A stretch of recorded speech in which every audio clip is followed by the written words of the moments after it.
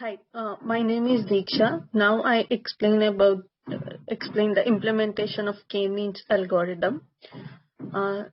So here I'm taking a max iteration of 10 iterations, and I've initialized my current iteration to 0.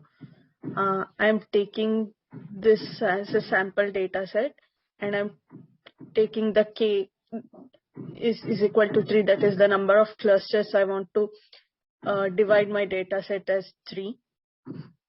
And for the first centroid, I'm taking 3 random values from the data set. So in the calculate centroid method, I'm taking my data set and I'm making the centroid as a 2D array where my first row will be of the previous centroid and my second row will be of the current centroid, so that we can compare both the centroids, and if the values are same, so we can stop the loop. So here I'm calculating the distance of all the points in the data set from the centroid, from all the 3 centroids. Here I'm storing in which cluster the particular data set belongs, and the data point belongs to which cluster and to which it is most nearest. And in this I'm storing the count of the number of data points in each cluster.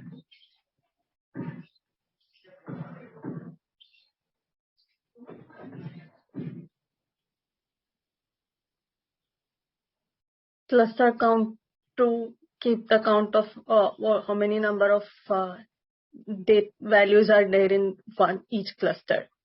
So here I'm swapping whatever my previous centroid to the first row of the centroid, and next I'm initializing the second row with 0, 0, 0. So here I'm printing the count of the current iteration. Here in this for loop, I'm calculating the distance of each data point from all of the centroids. After that, here in this for loop, I'm trying to find out which is the each data point which is nearest to the which centroid, each data point and to its nearest endpoint, nearest centroid.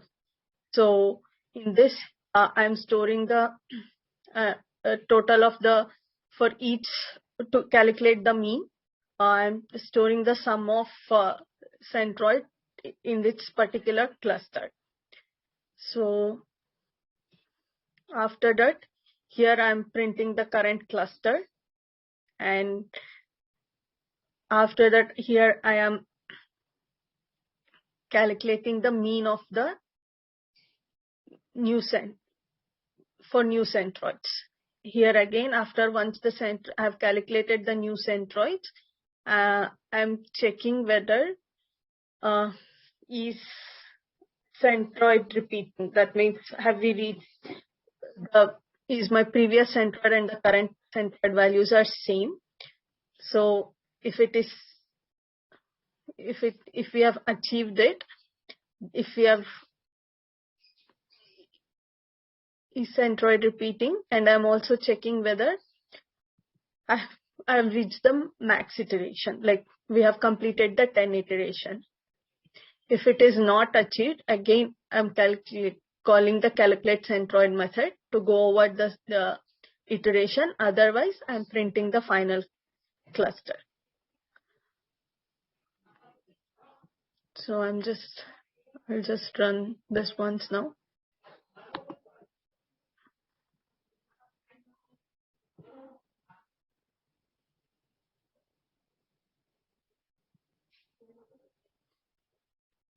So this is the output of the algorithm. This is my final cluster. It went through 3 iterations. my last cluster last centered was 0.1526, and that previous one is also 0.1526. That's why we terminated the algorithm. Thank you.